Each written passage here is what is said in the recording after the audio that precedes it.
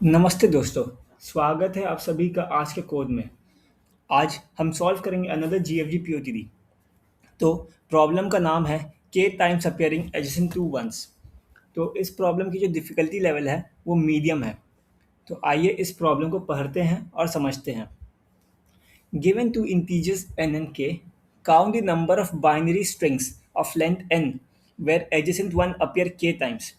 Since the answer can be huge, written it modulo 1e9 plus 7. तो इस problem के हिसाब से हमें दो इंटीजर्स मिल रहे n और k। तो हमें क्या करना है, हमें n लेंथ की एक बाइनरी स्ट्रिंग बनानी है। तो बाइनरी स्ट्रिंग क्या होती है, जिसमें सिर्फ और सिर्फ दो ही एलिमेंट्स होते हैं, या तो ज़ीरो या फिर वन। तो हमें n लेंथ की एक बाइनरी स्ट्रिंग बनानी है सच दैट उसमें जो एडजेसेंट वन होगी, मतलब वन वन जहाँ सात आएंगे, वो k टाइम्स आना चाहिए। फॉर एग्जाम्पल अगर आप इस एग्जाम्पल को देखेंगे जिसमें हमारा n3 दिया गया है एंड k हमारा 2 दिया गया है, तो इसका जो आंसर है वो 1 है। तो हमें क्या करना है, हम सबसे पहले सारे 3 लेंथ के बाइनरी स्ट्रिंग बना लेते हैं। तो हमारा क्या क्या बन सकता है, 0 0 0 0 0 1 0 1 0 0 1 1 1 0 1 1 1 0 1 1 1। एक यहाँ पे 1 0 0 भी मिस है, 1 0 0। तो हमारे पास टोटल 8 कॉम्बिनेशंस बने हैं। अगर आप देखेंगे जब हम n इक्वल टू 3 लेंथ के अगर हम बाइनरी स्ट्रिंग को बनाएंगे, तो हमने अब तक क्वेश्चन का पहला पार्ट कर लिया कि हमने एक बाइनरी स्ट्रिंग बना लिया ऑफ लेंथ n।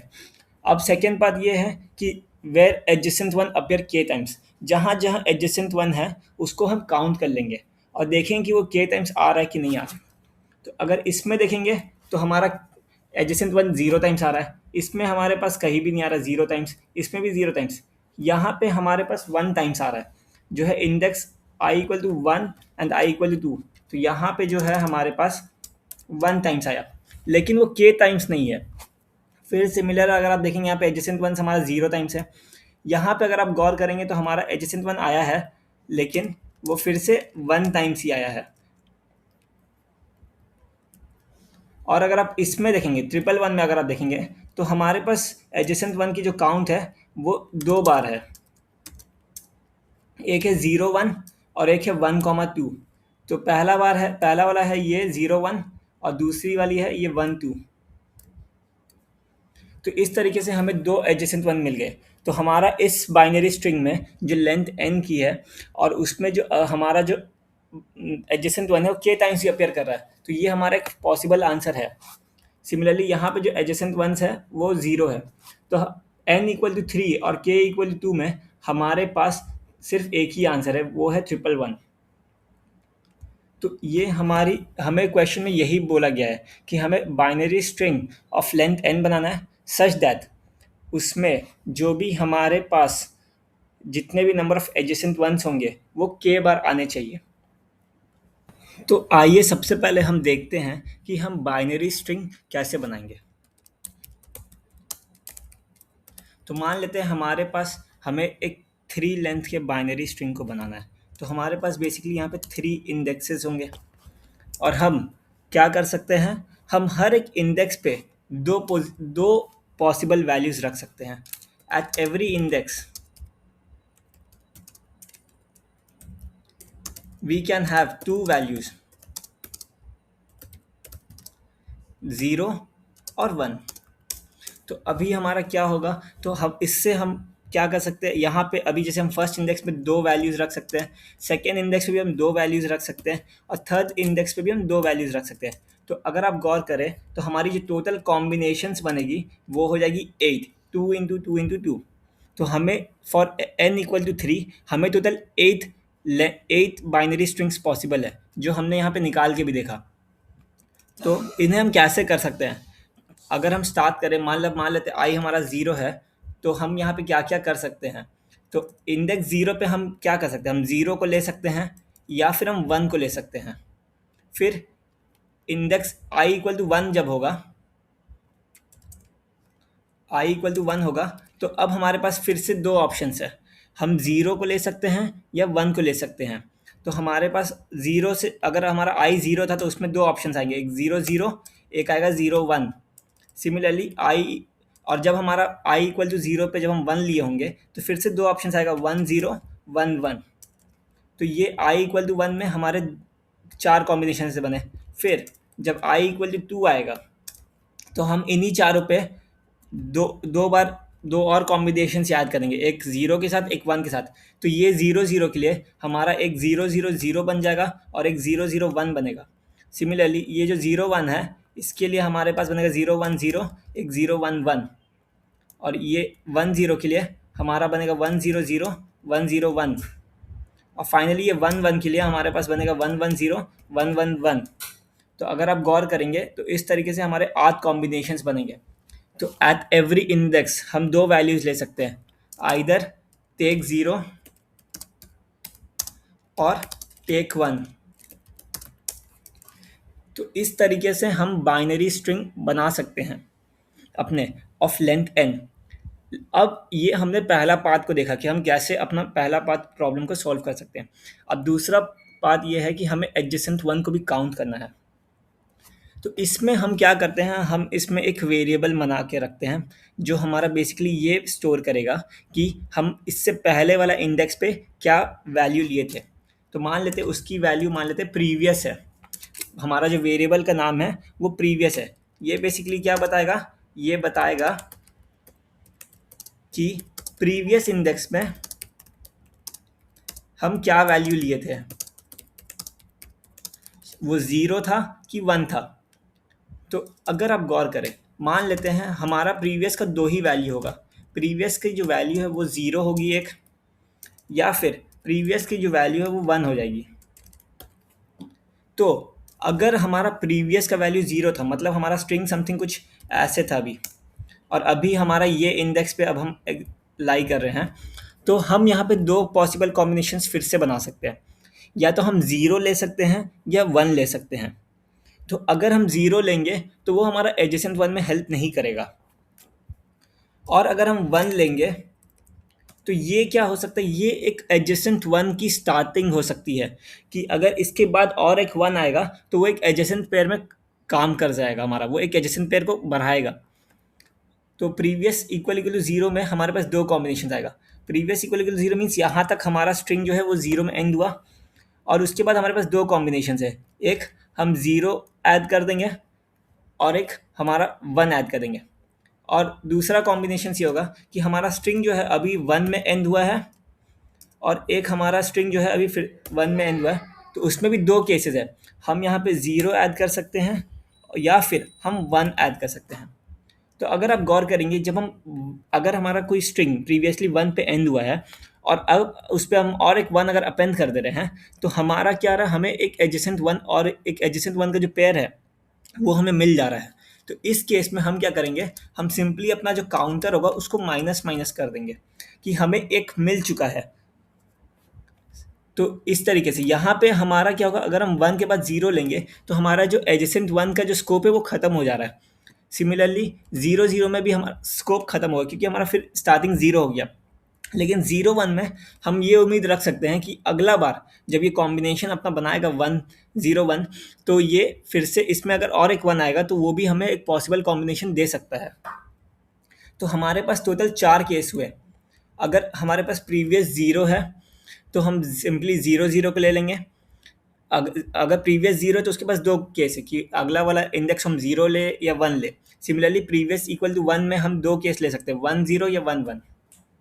तो अगर इसे आप देखेंगे, हम सिंपली बाइनरी स्ट्रिंग का ही कॉन्सेप्ट को लगाएंगे जो बेसिकली हमारी रिकर्शन से बनती है, जिसमें हम एक बार क्या करेंगे, हम एक बार 0 को टेक करेंगे, एक बार 1 को टेक करेंगे, और बस उसमें हम एक चीज़ और मेंटेन करके चलेंगे, हमारी प्रीवियस। अगर मान लेते हैं अगर हमारा n दिया गया है 4, अब हम इसके थोड़े बेस केसेस पे फोकस कर रहे हैं। तो अगर मान लेते हैं अब हमारा n दिया गया है 4 और हमें k दिया गया है 1, तो अगर आप गौर करें, अगर हम कुछ समथिंग ऐसा स्ट्रिंग बना ले 1 1 1, तो इसमें अगर आप गौर करेंगे हमारा जो k है वो 2 पहले ही हो गया है। तो क्या हमें इस स्ट्रिंग को कंटिन्यू करने की ज़रूरत है? अगर और बेटर समझे, मान लेते n हमारा बहुत बड़ा नंबर रख देते हैं, मतलब 15 मान लेते एक बार, और हमें k 1 ही रखना है। तो अभी आप गौर करेंगे यहाँ पे हम पहला एक कॉम्बिनेशन बना है, वन एडजेसेंट पेयर, यहाँ पे हमारा सेकेंड एडजेसेंट पेयर, तो हमारा जो एडजेसेंट पेयर है वो 2 हो गया है, मतलब हमें जितना चाहिए था उससे ज़्यादा ही हो गया। तो उसके बाद हम कुछ भी कॉम्बिनेशंस बनाएं वो हमें सही आंसर नहीं देगा, क्योंकि हम पहले ही अपना जो एक्सपेक्टेड के है उसको एक्सीड कर चुके हैं। तो इस केस में हमें अर्ली रिटर्न कर देना चाहिए। तो अगर मेरा के जो है, मान लेते हैं हमारा जो काउंटर है वो पहले ही के से बढ़ जा रहा है, तो हम सिंपली रिटर्न 0 कर देंगे, क्योंकि वो कभी भी हमारा एग्जैक्ट हमको के नंबर नहीं दे पाएगा, तो हम उसके लिए सारा कॉम्बिनेशंस क्यों ट्राई करेंगे।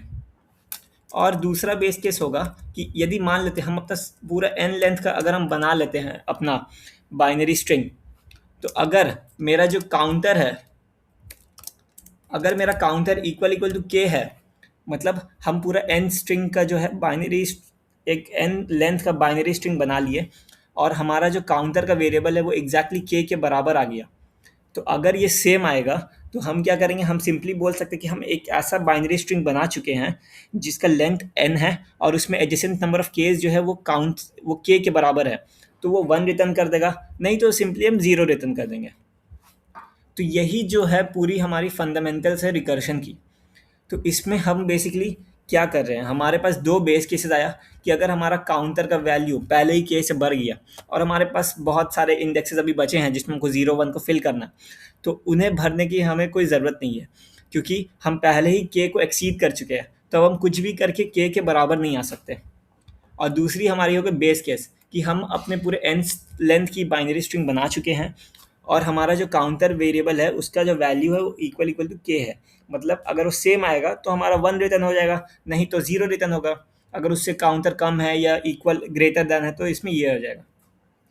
और हमारा ट्रांजिशन कैसे हो रहा है कि हम हर एक इंडेक्स पे हम 2 वैल्यूज़ ले सकते हैं, 0 या 1। तो ये हमारे पास 2 केसेस है। अपने रिकर्शन के अप्रोच को कोड करने की कोशिश करते हैं। तो सबसे पहले हम एक फंक्शन कॉल करते हैं जिसमें हम कुछ पैरामीटर्स भेजते हैं। तो बेसिकली ये हमारे पैरामीटर्स है क्या, तो अगर आप हमारे देखें लॉजिक के हिसाब से, हम सबसे पहला पैरामीटर रख रहे हैं इंडेक्स, जो बेसिकली हमें ये बताएगा कि अभी तक हम कौन से स्ट्रिंग पे पहुँचे हुए हैं, कौन से स्ट्रिंग के लेंथ पे भी पहुँचे हुए हैं। फिर दूसरा हमारा होगा एक प्रीवियस, जो बेसिकली ये बताएगा कि हमारा जो प्रीवियस इंडेक्स था उस पर हम क्या वैल्यू रखे हैं, तो उसके सिर्फ 2 ही वैल्यूज़ होंगे, 0 या 1। तीसरा हमारा नॉर्मल पैरामीटर n, और फिर चौथा k। तो आइए हम अपना सबसे पहले बेस केस लिखते हैं। हम जो अपनी ये काउंट जो है इसको हम के में मेंटेन करके चल रहे हैं, तो जब हमारा एक एडजेसेंट पेयर मिल जाएगा तो हम के की जो वैल्यू है उसको एक 1 से रिड्यूस कर देंगे। तो अगर मान लेते हैं अगर हमारा के जो है वो लेस देन 0 हो जा रहा है तो हम सिंपली रिटर्न 0 कर देंगे। इसका मतलब ये हुआ कि हम क्या किए, हम जब भी हमारा एक एडजेसेंट पेयर बनते आएगा हम के को रिड्यूस करते रहेंगे। तो जब हमारा के से ज़्यादा अगर हम बना देंगे एडजेसेंट पेयर्स तो हमारा वैल्यू नेगेटिव चल जाएगा। तो सिमिलरली वो हमारा ये केस होगा कि if count is greater than के रिटर्न 0। तो यदि हम के से ज़्यादा एडजेसेंट पेयर्स बना देंगे तो हमारी जो के की वैल्यू होगी वो नेगेटिव हो जाएगी, तो हम सिंपली रिटर्न 0 कर देंगे। हमारी जो दूसरी बेस केस है, if i equal to n, तो हम सिंपली रिटर्न कर देंगे के इक्वल टू 0। तो अगर हम n i equal to n का मतलब ये हुआ कि हम एन लेंथ की एक बाइनरी स्ट्रिंग बना चुके हैं। तो अगर मेरा के इक्वल टू 0 होगा तो ये 1 रिटर्न करेगा, नहीं तो ये 0 रिटर्न करेगा। तो हम एग्जैक्ट अगर के लेंथ के तो एडजेसेंट वंस का यूज़ करेंगे तो हमारा 1 रिटर्न होगा, नहीं तो 0 होगा। अब हमारे पास 2 ऑप्शंस है कि हमारा जो प्रीवियस वाला वैल्यू है वो 0 हो सकता है। तो अगर हमारा प्रीवियस इक्वल टू 0 है तो ये एक केस है, या फिर हमारा प्रीवियस जो है इक्वल टू 1 है, ये हमारा एक केस है। तो दोनों में आप देखेंगे हमारे पास 2 केसेस थे। तो अगर हम मानते हैं हम चार वेरिएबल्स बनाते हैं, A equal to 0, B 0, C equal to 0, D equal to 0। तो अगर आप देखें प्रीवियस इक्वल टू 0 है, अगर हमारे पास 0 है तो हम 0 के बाद एक और 0 को एक्सटेंड कर सकते हैं। तो हम सिंपली फंक्शन क्या लिखेंगे, i प्लस 1, हमारा i हम नेक्स्ट इंडेक्स पे जाएंगे। अब हमारा जो प्रीवियस होगा, मतलब इस करंट इंडेक्स पे हम 0 लिए तो हमारा अगला वाला इंडेक्स के लिए प्रीवियस क्या होगा, 0 हो जाएगा, n और k। या फिर अगर हम 1 लेंगे तो हम फिर से i प्लस 1 में जाएंगे, मतलब इस करंट इंडेक्स पे हम 1 लिए, तो हमारा प्रीवियस क्या हो गया, 1 हो गया, और n और k सिंपली। अब हम क्या करेंगे, अगर हमारा प्रीवियस इक्वल इक्वल टू 1 है तो हम c में क्या लिखेंगे, हम अभी क्या है कि मान लेते हैं 0 लिया इस इंडेक्स पे, तो हम सिंपली i+1 करेंगे। हम 0 रख दिए अभी इस इंडेक्स पे, अगर 0 लेंगे तो वो अगला वाला के लिए प्रीवियस बन जाएगा n और k। और अगर आप गौर करें, अब हमारा इंपॉर्टेंट केस आया, जब हमारा इससे पिछला वाला इंडेक्स 1 था और अभी भी हम 1 ले रहे हैं, तो हमारे पास क्या होगा, हम i+1 कर देंगे, हमारा 0 की जगह अभी हम प्रीवियस 1 करेंगे, n हमारा वैसे ही जाएगा, लेकिन हमारा जो k का जो काउंट है वो एक कम हो जाएगा, क्योंकि हमारा जो है प्रीवियस इंडेक्स ही 1 था और अभी भी हम 1 ले रहे हैं, तो हमारा क्या हुआ, 2 एडजेसेंट वंस आ गए, तो इस कारण से वो हमारा एक पेयर बन गया, इसलिए हम k को कम कर दिया। और लास्ट में सिंपली हम रिटर्न कर देंगे a+b+c+d। तो ये चारों जो है अपने से जितना भी पॉसिबल कॉम्बिनेशंस बनाएंगे वो हम सिंपली रिटर्न कर देंगे। और अगर आप गौर करें, ये जो a है और ये जो c है, ये एग्जैक्टली सेम रिकर्शन को कॉल कर रही है, जबकि b और d अलग अलग है। तो हम क्या कर सकते हैं, इसको इफ़ के अंदर 2 बार लिखने के जाए हम सिंपली इसको एक ही बार टॉप पे कॉल कर देंगे और इस c को हम कमेंट कर देते हैं। तो अगर आप देखेंगे तो हमारे पास अब 3 स्टेट्स है, मतलब एक पर्टिकुलर जगह से हम 3 जगह कॉल करेंगे। तो अगर हमारा प्रीवियस 0 हो या प्रीवियस 1 हो, लेकिन अब हम इस करंट इंडेक्स पे हम 0 ले रहे हैं, तो उस वो एक कॉमन चीज़ है। फिर अगर प्रीवियस 0 था और अगर हम 1 ले रहे हैं तो वो एक अलग चीज़ है, और प्रीवियस 1 है और अभी भी हम 1 ले रहे हैं तो वो एक अलग ट्रांजिशन हो रही है। तो ये 3 ट्रांजिशन को हम अपनी रिकर्शन में लिखेंगे। और अगर हम कोड को रन करेंगे तो आप देखेंगे कि हमारा जो सैम्पल केस है वो पास हो गया। और अगर हम कोड को सबमिट करेंगे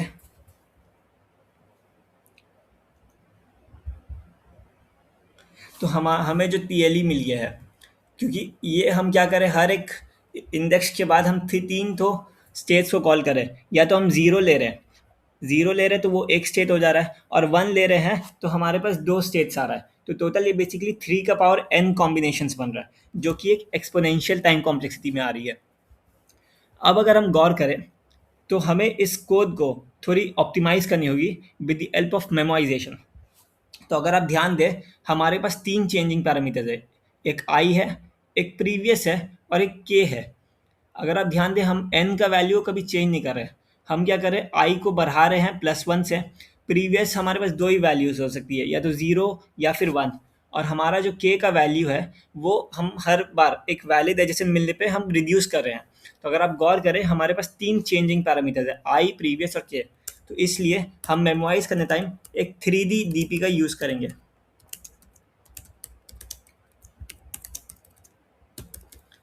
और हम सिंपली अब उसकी साइज़ को असाइन कर देते हैं।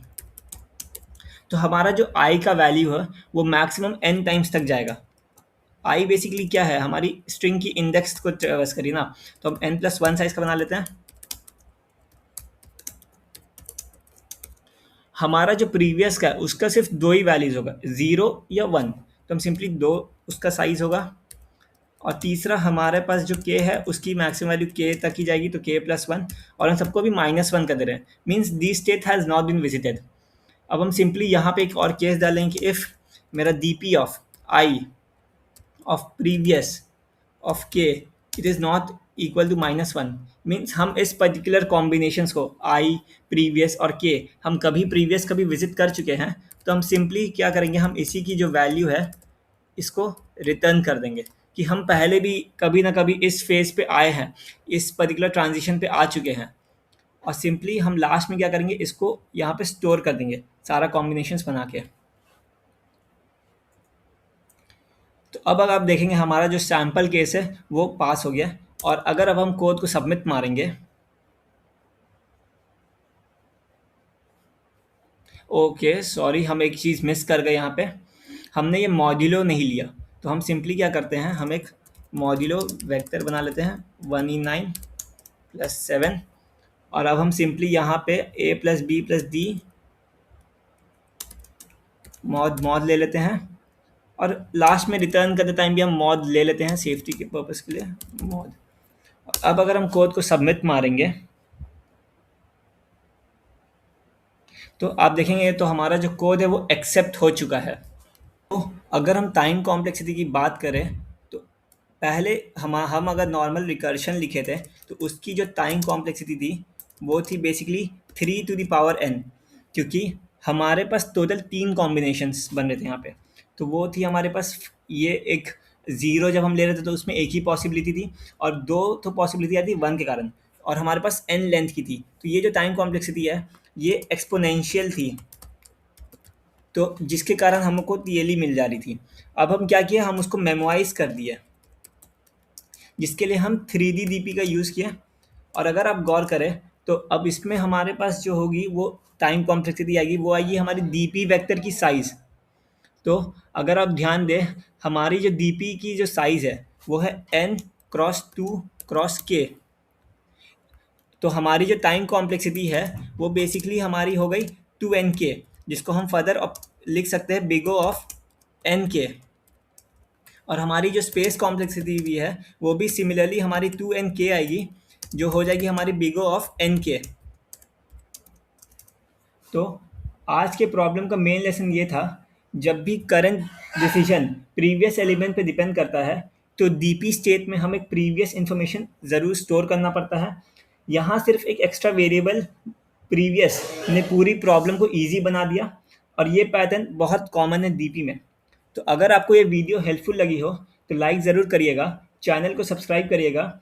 मिलते हैं कल एक और जीएफजी पीओटी के साथ, तब तक के लिए कोड से ज़्यादा सोच समझो।